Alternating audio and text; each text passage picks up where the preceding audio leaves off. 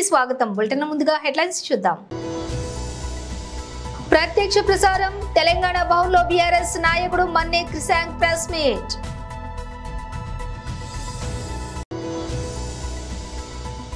వ్యవసాయ మంత్రిత్వ శాఖ పనితీరుపై చర్చకు మంత్రి శ్రీ శివరాజ్ సింగ్ చౌహాన్ సమాధానం.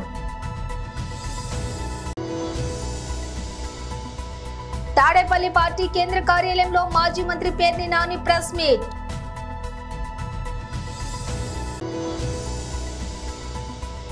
కలెక్టర్ల కాన్ఫరెన్స్ లో పాల్గొన్న గౌరవ ఉప ముఖ్యమంత్రి శ్రీ పవన్ కళ్యాణ్. డీటెయిల్స్ చూస్తే ప్రత్యక్ష ప్రసారం తెలంగాణ భవన్లో బీఆర్ఎస్ నాయకుడు మన్నే క్రిసాంగ్ ప్రెస్ మీట్. మొన్న శ్రీధర్ బాబు గారు రిలీజ్ చేసిన దాంట్లో 2023 నుంచి 24 చూస్తే సగానికి సగం పడిపోయి 26,948 కోట్లు. ఉపాధి అవకాశాలు సగం పడిపోయినాయి, పెట్టుబడులు సగం పడిపోయినాయి. దానికి కారణం ఇవాళ ఉన్న కాంగ్రెస్ ప్రభుత్వం పేరుకి ప్రచారం చేసుకుంటున్నది కానీ వాస్తవాలను దాపెడుతున్నది. మనం చూసినాం, డావోస్కి వెళ్ళినప్పుడు రేవంత్ రెడ్డి గారు చాలా ప్రచారం చేసుకున్నారు. గోధి ఇండియా అనే సంస్థ వచ్చి ఇక్కడ 1000 కోట్లు పెట్టుబడి పెడుతున్నది అని ప్రచారం చేస్తే అప్పుడే యాన్యువల్ స్టేట్మెంట్ కూడా విడుదల చేయడం జరిగింది. గోధి అనే సంస్థ దానికి కేవలం 20 లక్షల రూపాయల annual profit and loss statement చూపెట్టి మరి మేము చెప్పినాం చాలా క్లియర్గా, కేవలం 27 లక్షల రూపాయల ప్రాఫిట్ అండ్ లాస్ యాన్యువల్ వ్యాపారం చేస్తున్న ఒక సంస్థ ఇన్ని 1000 కోట్లు ఎట్లా పెడుతుంది రేవంత్ రెడ్డి గారు అని అంటే దాని గురించి గప్చు. ఆ తర్వాత మూసి 1,50,000 కోట్లు అంటారు, 50,000 కోట్లు అంటారు, ఇష్టం వచ్చినట్టు దాని సంఖ్య చెప్తున్నారు. ఆ మూసి విషయం మీద కూడా రేవంత్ రెడ్డి గారు ఇక్కడనే సెక్రటేరియట్లో మెయిన్ హార్ట్ అనే ఒక సంస్థతోని సమావేశం పెట్టిండ్రు వాళ్లకు మూసి ప్రాజెక్టుని కట్టిపెట్టడానికి. ఆ సంస్థ పాకిస్తాన్ నుంచి అక్కడున్న ఇన్వెస్టిగేషన్ ఏజెన్సీస్, అక్కడున్న ఫెడరల్ ఏజెన్సీస్ వాళ్ళ మీద లుకౌట్ నోటీస్ పెట్టింది. 3,000 కోట్ల అక్కడున్న వాళ్ళ ప్రభుత్వ డబ్బులను తీసుకొని దోచుకొని పరారైపోయినరు, మళ్ళా తిరిగి వస్తలేరు అని. ఈ రెండిలా ఉంటే నిన్న అన్ని పేపర్లు, ఇవాళ పొద్దున ఉదయం పేపర్లు అన్ని, నిన్న రాత్రికి రాత్రి ముఖ్యమంత్రి గారి కార్యాలయం నుంచి ఒక ప్రకటన రాగానే పాపం మన రాష్ట్ర మీడియా వాళ్ళందరూ కూడా ప్రధాన పత్రికల్లో 839 కోట్ల పెట్టుబడి వాల్ష్ కర్రా ఒప్పందం, సాక్షి 839 కోట్ల పెట్టుబడి వాల్ష్ కర్రాతో ఒప్పందం, పయనీర్ వాల్ష్ కర్రాతో ఒప్పందం, Hindu Walsh Karra Holdings to invest, Deccan Chronicle Walsh Karra to invest, Eenadu 839 కోట్లు, ఫ్రంట్ పేజ్ ఆంధ్రజ్యోతి, తెలంగాణ స్టార్టప్లో వాల్ష్ కర్రా 839 కోట్లు. పాపం టైమ్స్ ఆఫ్ ఇండియా వాళ్ళైతే ఏకంగా banner item, US firm Walsh Karra Holding to invest over 800 crores in Telangana startups.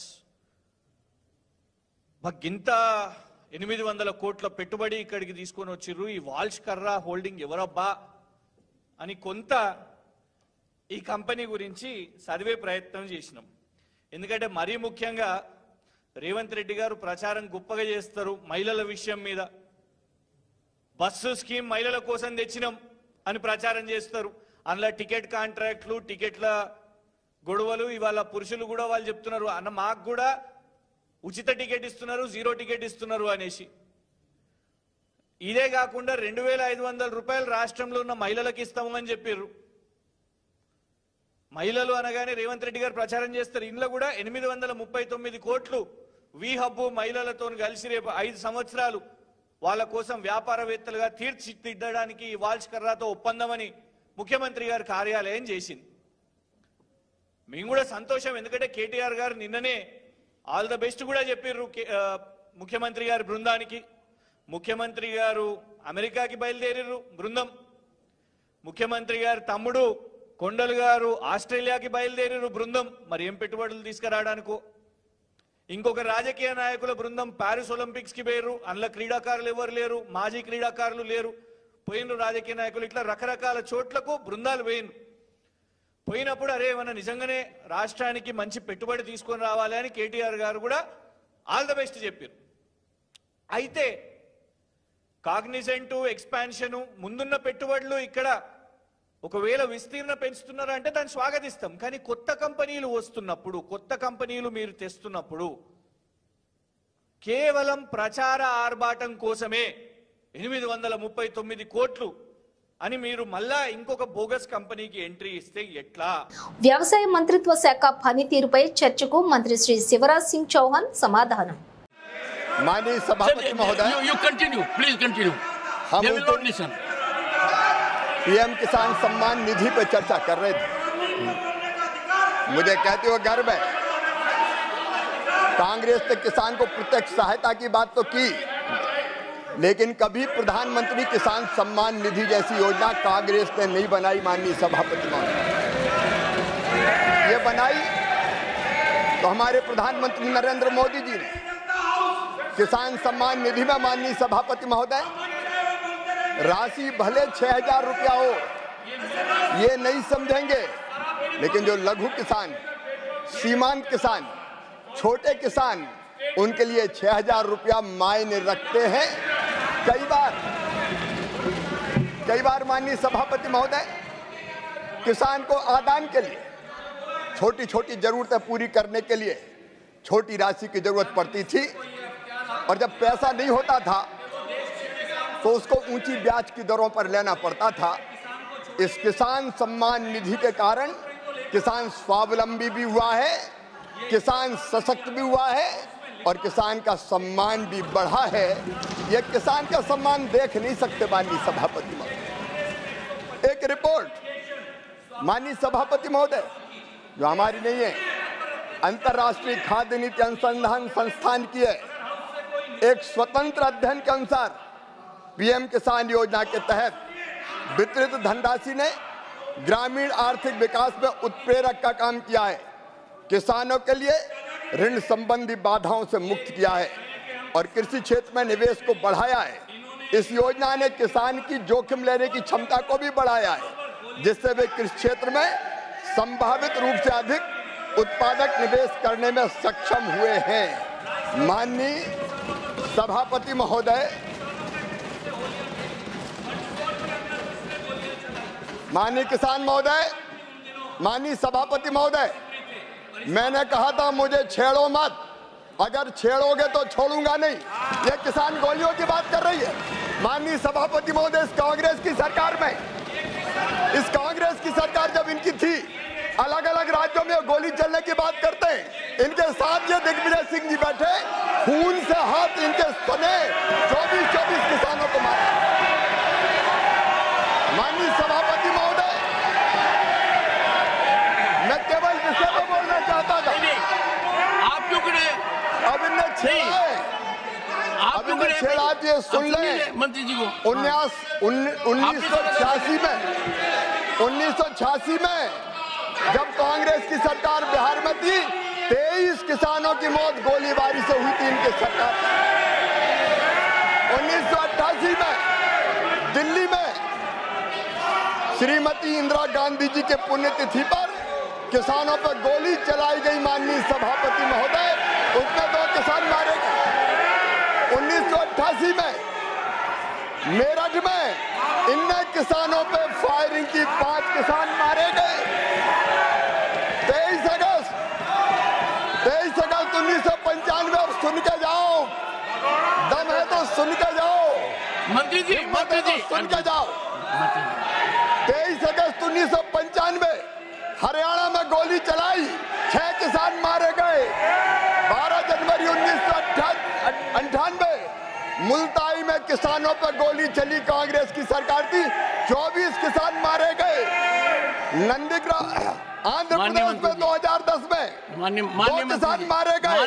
8 May greater Noida Uttar Pradesh, 4 किसानों की गोली। माननीय सभापति जी, मैंने कहा था मैं शालीनता से बात करना चाहता हूँ। एक सेकंड बैठिए, स्थान ग्रहण कीजिए। लेकिन ये छेड़ेंगे तो मैं छोड़ूंगा नहीं। माननीय मंत्री जी, स्थान ग्रहण कीजिए, स्थान ग्रहण कीजिए। माननीय सदस्यगण, ये दुर्भाग्यपूर्ण भी है और दर्दनाक भी है। किसान वर्ग देश का सबसे महत्वपूर्ण वर्ग है। उस वर्ग के बारे में जब चर्चा हो रही है, ఏపీలో పోలీస్ వ్యవస్థ నిర్వీర్యమైపోయిందని వైసీపీ నేత మాజీ మంత్రి పేర్ని నాని వ్యాఖ్యానించారు.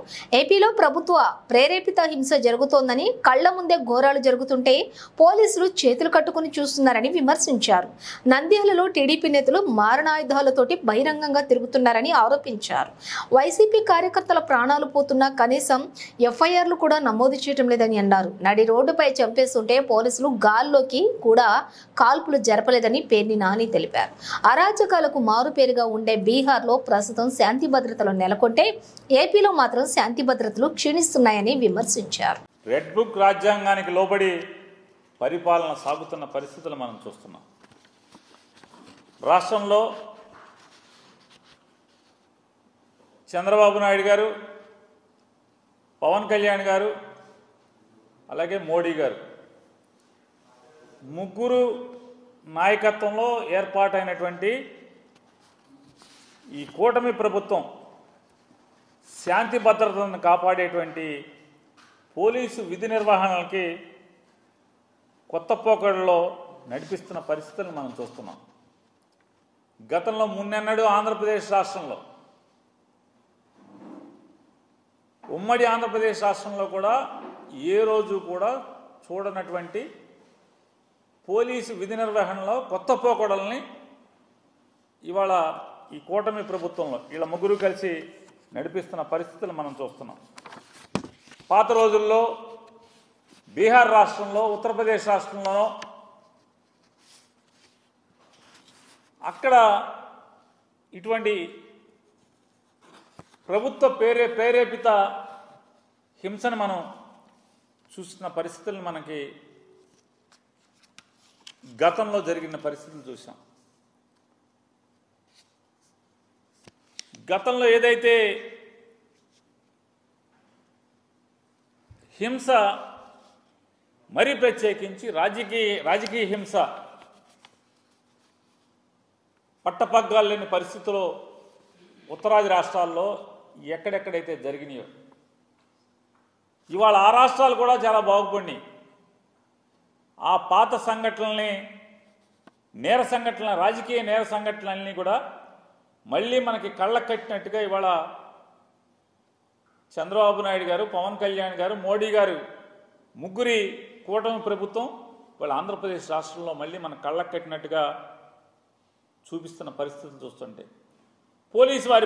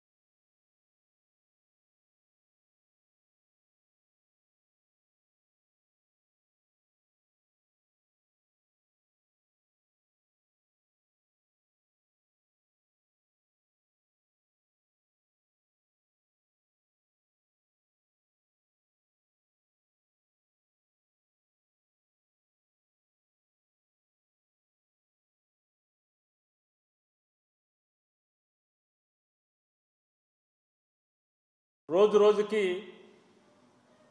హింసని రెట్టింపు చేస్తూ,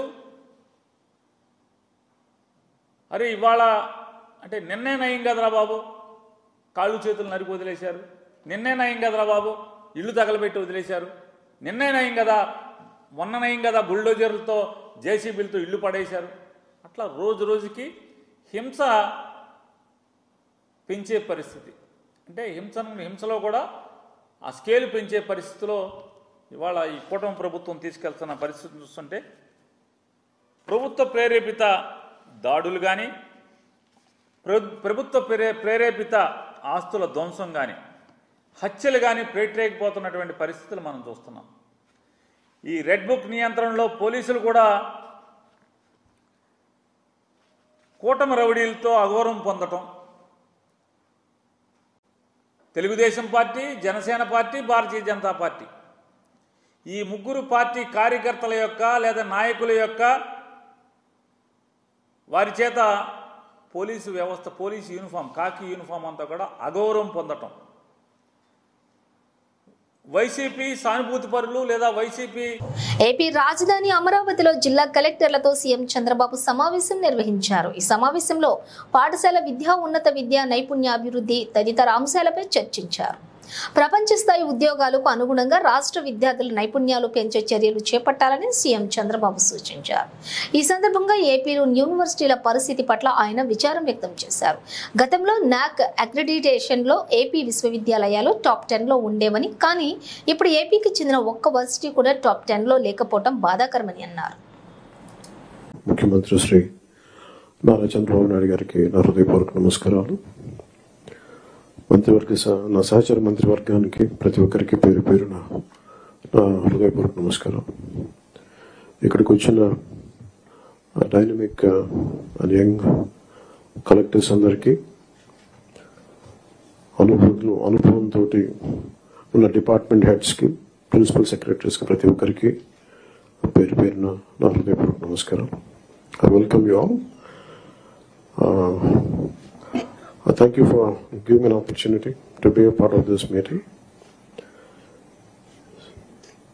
Idristiki, we came into power of a huge public mandate, 164 assembly seats, 21 MPs, 93% striking rate toti ఈ ప్రభుత్వాన్ని స్థాపించగలిగా ఉంటే, people are looking for a very committed deep change కోరుకుంటూ ఉన్నారు. ఈ పరిస్థితికి రావడానికి మేమందరం కూడా చాలా నలిగి వచ్చాం. వ్యక్తిగతంగా మా మీద దాడులు కానీ, తిట్లు కానీ, ఇంక్లూడింగ్ గత ప్రభుత్వం నుంచి మాకు థ్రెట్స్ కానీ, ఇంక్లూడింగ్ కుటుంబ సభ్యుల మీద దాడులు కానీ, ఇవన్నీ అనుభవించి వచ్చామంటే, ఇంత భరించి మేము ఎందుకు వచ్చామంటే వ్యవస్థల్ని బతికించాలనే చెప్పు. గత ప్రభుత్వం కళ్ళ ముందే మీలాగా చదువుకొని సివిల్ సర్వీసెస్లోకి వచ్చి మీరు ఎంత కష్టపడి ఐఏఎస్లు చదివి ఉన్నాలో, ఎంత పోటీ పడి, లక్షలాది మంది పోటీ పడితే a handful of collectors would come out and emerge out. అలాంటి ఒక ఎమినెంట్ వ్యవస్థని, బలోపేతమైన వ్యవస్థని గత ప్రభుత్వం దాన్ని ఒక ఆటబొమ్మలా చేయడం మా అందరికీ చాలా బాధ కలిగించింది. మేమందరం కూడా దేనికి బయటకు వచ్చామంటే ఈ వ్యవస్థని బలోపేతం చేయాలి, వ్యవస్థని బలహీనం చేస్తారని చెప్పి at the cost of life దెబ్బలు తిని, ఒకవేళ మేము రాకపోయినా కానీ ప్రజాక్షేత్రంలో నిలబడి ఈ వ్యవస్థని బలోపేతం చేయాలని ఉద్దేశంతో ఇక్కడికి వచ్చాం. But god's grace and people's commitment, they saved the democracy, they brought us into power.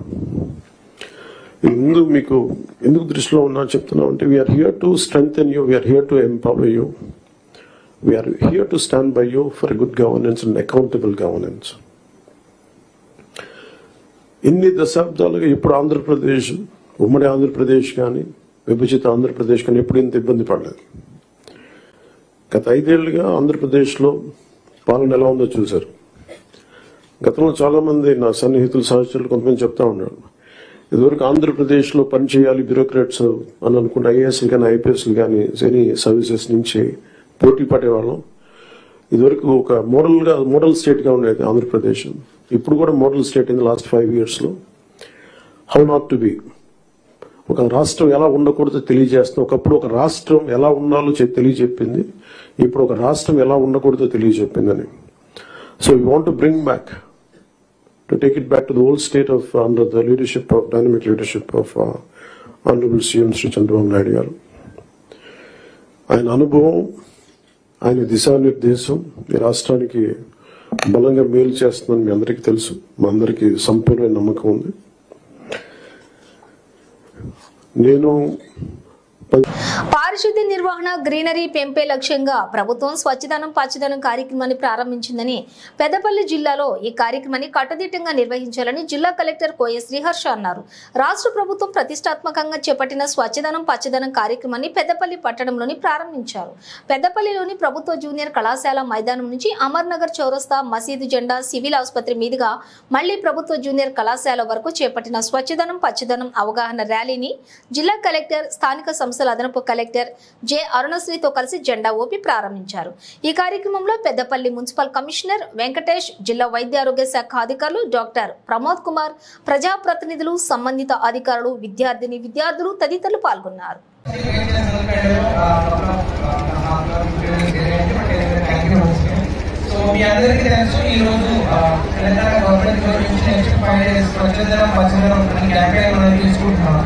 So ఇది అనేక మిగతా క్యాబినెట్ శాఖ కాకుండా ఇందులో మున్సిపల్ సిబ్బంది కానీ టెక్నాలజీ కాకుండా పబ్లిక్ అందరినీ ఇన్వాల్వ్ చేయాలి. సెన్స్ ఆఫ్ శానిటైజేషన్ కానీ ఈ ప్లాంటేషన్ గురించి కానీ పబ్లిక్ అందరూ పార్టిసిపేట్ చేయాలనే ఉద్దేశంతో గవర్నమెంట్ ప్రోగ్రామ్ స్టార్ట్ చేసింది. అందుకనే ఈ మెసేజ్ అనేది పబ్లిక్ అందరినీ తీసుకునేటానికి మనం ఈ ర్యాలీతో స్టార్ట్ చేస్తాము. ఈ ర్యాలీలో టెక్నాలజీ సిబ్బంది కానీ స్టూడెంట్స్ కానీ డిఫరెంట్ స్కూల్ స్టూడెంట్స్ కానీ పిల్లలందరి ద్వారా మనం ఈ ర్యాలీ చేసి ఒక మెసేజ్ అనేది పబ్లిక్ లో తీసుకుని వెళ్తాం. అండ్ ఇక్కడతో కాకుండా మీరు మీ ఇంటికి వెళ్ళినప్పుడు మీ ఇంటికి ఉన్న లోపల ఉన్న శానిటైజేషన్ సంబంధించి వాటర్ కానీ లేకపోతే పెట్టుకుంటారని ఎక్స్పెక్ట్ చేస్తాం. అండ్ మీరు మీ వాట్స్లో ఏమైనా సమస్యలు ఉన్నా కానీ మా మున్సిపల్ సిబ్బంది ముందు వచ్చి వాళ్ళకి చెప్తే వాళ్ళు కూడా చేస్తారు. వాళ్ళకి మీ అందరూ కోఆపరేట్ చేస్తే ఇంకా భద్రపడి పట్టడం, ఇంకా శానిటైజేషన్ కానీ క్లీన్లెస్ కానీ ఇంకా బాగుంటుందని ఎక్స్పెక్ట్ చేస్తాం. మీ అందరూ ఇదే కాదు, ఇంకా నెక్స్ట్ 5 days అండ్ ఫర్దర్ కూడా ఇంకా పార్టిసిపేట్ చేయాలని ఎక్స్పెక్ట్ చేస్తాం. Thank you very much. Yadadri Bhuvanagiri జిల్లా చౌటుప్పల్ పట్టణంలోని పలు అభివృద్ధి పనులకు శంకుస్థాపన చేసి ముఖ్యమంత్రి సహాయ నిధి చెక్కులను పంపిణీ చేసిన గౌరవ మునుగోడు శాసనసభ్యులు శ్రీ కోమటిరెడ్డి రాజగోపాల్ రెడ్డి చౌటుప్పల్ పట్టణంలోని వ్యక్తిగత క్యాంపు కార్యాలయంలో లబ్ధిదారులకు ముఖ్యమంత్రి సహాయ నిధి చెక్కులు పంపిణీ చేశారు. స్వచ్ఛదనం పచ్చదనం కార్యక్రమంలో భాగంగా చౌటుప్పల్ పట్టణంలోని బీసీ కాలనీ మండల పరిషత్ ప్రాథమిక పాఠశాలలో మొక్కలను నాటి విద్యార్థులకు నోట్బుక్స్ పంపిణీ చేసిన గౌరవ మునుగోడు శాసనసభ్యులు శ్రీ కోమటిరెడ్డి రాజగోపాల్ రెడ్డి. Okay sir.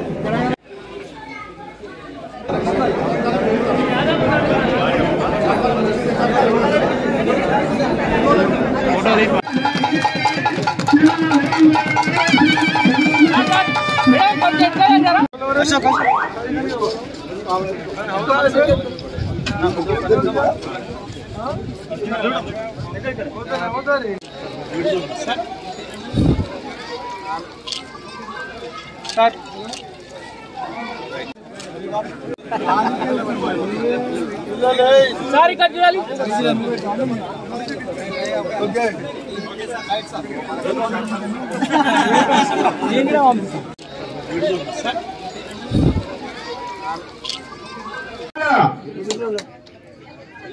మీకోసం మేము కష్టపడతాం నిస్వార్థంగా.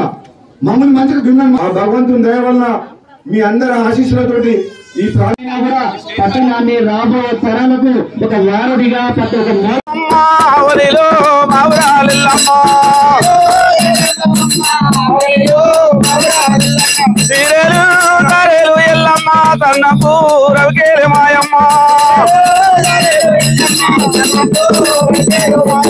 అడువే ఎడువు ఎల్లమ్మ ఎడుదు తిరని పూజలే ఎల్లమ్మ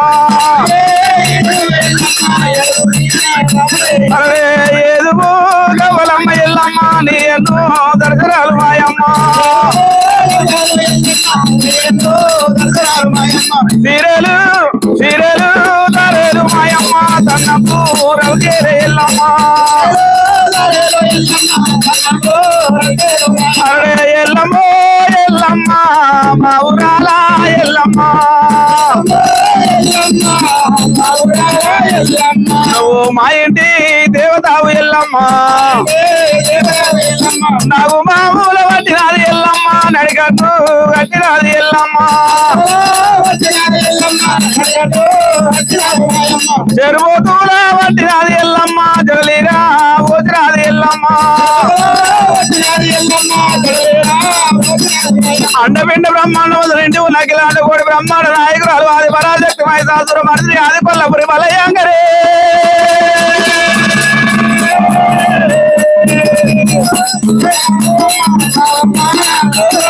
అరే జగతిలో జగదాంబవమ్మ అవనిలో బావురాలెల్లమ్మ శివునికి చిన్న బిడ్డ చూడల్ని మాత గౌతముని కోడలు కాంబీరాని విరేరుకో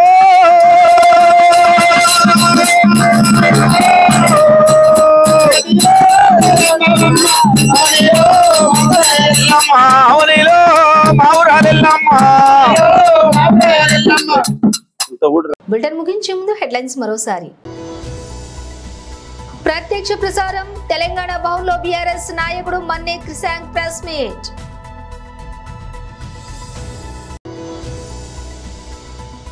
వ్యవసాయ మంత్రిత్వ శాఖ పనితీరుపై చర్చకు మంత్రి శ్రీ శివరాజ్ సింగ్ చౌహాన్ సమాధానం. తాడేపల్లి పార్టీ కేంద్ర కార్యాలయంలో మాజీ మంత్రి పేర్ని నాని ప్రెస్ మీట్.